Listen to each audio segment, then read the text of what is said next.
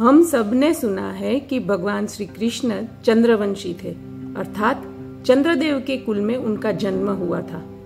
बुद्ध को चंद्र की प्रमुख संतान माना जाता है।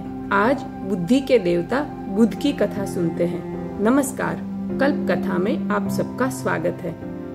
अत्रि और अनसुया माता के पुत्र चंद्र, जो ब्रह्मा जी के अंश से वरदान के स्वरूप में उत्पन्न हुए थे, उनकी कथा हम सुन चुके हैं और उसकी लिंक डिस्क्रिप्शन बॉक्स में भी दी गई है। वे अत्यंत तेजस्वी और स्वरूपवान थे। उनका विवाह दक्ष प्रजापति की 27 कन्याओं के साथ हुआ था। जैसा कि हम सब जानते हैं और पढ़ते भी हैं कि देवताओं के गुरु बृहस्पति है। उनकी पत्नी तारा अत्यंत सुंदर और तेजस्वी थी। एक बार चंद्र की दृष्टि तारा पर पड़ी और वे मोहित हो गए। उधर तारा भी चंद्र के रूप और तेज से अभिभूत होकर आकर्षित हुई और दोनों साथ रहने लगे। इससे क्रोधित होकर बृहस्पति ने चंद्र से युद्ध करना शुरू किया। अब बृहस्पति तो देवताओं के गुरु थे, इसलिए सारे देवगण उनकी सहायता करने लगे। इससे विपरीत शुक्राचार्य और असुर चंद्र के साथ हो गए। परिस्थिति बहुत तनावपूर्ण हो गई। ब्रह्मा जी को लगा कि यदि इस तरह से युद्ध चलता रहा तो मेरी बनाई हुई सृष्टि का विनाश हो जाएगा। इसलिए ब्रह्मा जी ने दोनों को अपने प्रभाव से रोका और समझाया। ब्रह्मा जी ने तारा को बृहस्पति के पास लौट जाने की आज्ञा दी। तारा ने ऐसा ही किया।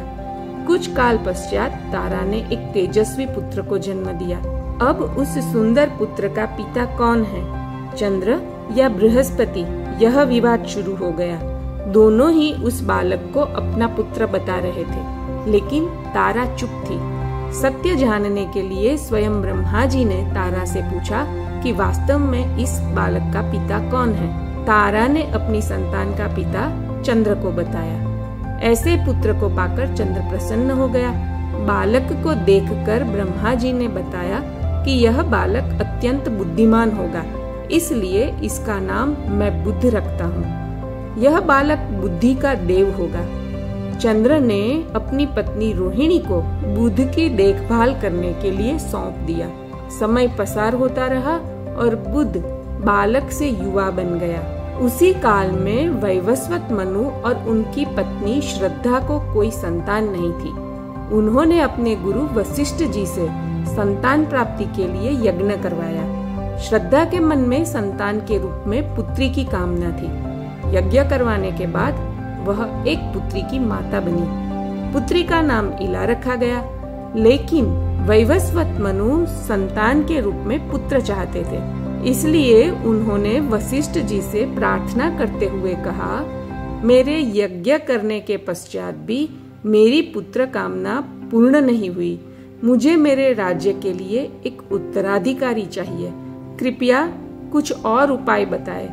वशिष्ठ जी ने समझाते हुए कहा कि यदि पुत्रेष्टि यज्ञ के बाद भी आपको पुत्री प्राप्त हुई है तो यह नियति है, इसे स्वीकार कर लीजिए।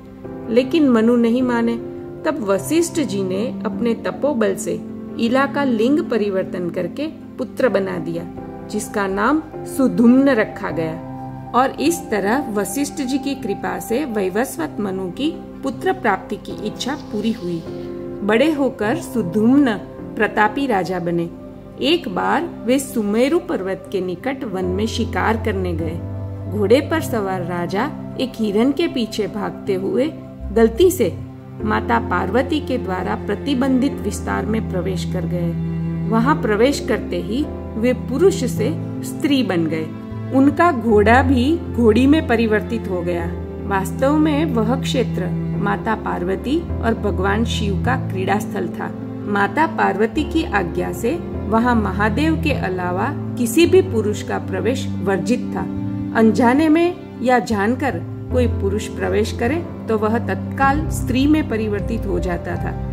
सुधुम्न के साथ भी यही हुआ। सुधुम्न समझ गए स्त्री के रूप में अपने राज्य में लौटना उचित नहीं था, इसलिए वे वन में ही रहने लगे। वहाँ वे गुरु वशिष्ठ जी से मिले और सारी बात बताकर कुछ उपाय के लिए प्रार्थना की। वशिष्ठ जी ने बताया कि महादेव और माँ भगवती की आज्ञा को कोई नहीं टाल सकता। तुम उनकी ही उपासना करो तो कुछ हो सकता है। पुनः इला बने हुए सुदुम्न ने महादेव की आराधना की। उनकी भक्ति से महादेव प्रसन्न होकर प्रकट हुए। इला ने अपना भाव प्रकट करते हुए पुरुष बनने की इच्छा बताई। महादेव ने कहा कि पार्वती को दिए वचन को मैं नहीं तोड़ सकता, लेकिन तुम्हारी भक्ति देखकर मैं कुछ और वरदान तुम्हें दे सकता हूँ। अब से तुम 1 माह के लिए स्त्री और 1 माह के लिए पुरुष का रूप धारण कर सकोगे। यह वरदान देकर शिवजी अंतर्ध्यान हो गए। तब से सुदुम्न पुरुष बनकर 1 माह अपने राज्य की व्यवस्था और संचालन संभालते थे और हर दूसरे माह वन में निवास करने चले जाते थे। एक बार जब वे इला के रूप में वन में समय व्यतीत कर रहे थे, तब चंद्रदेव और तारा के पुत्र बुध ने उनको देखा। बुध इला के प्रति आकर्षित हुए। अपने ज्ञान से बुध ने इला का सारा वृत्तांत जान लिया और इला से विवाह करने की इच्छा प्रकट की। इला सहमत हो गई।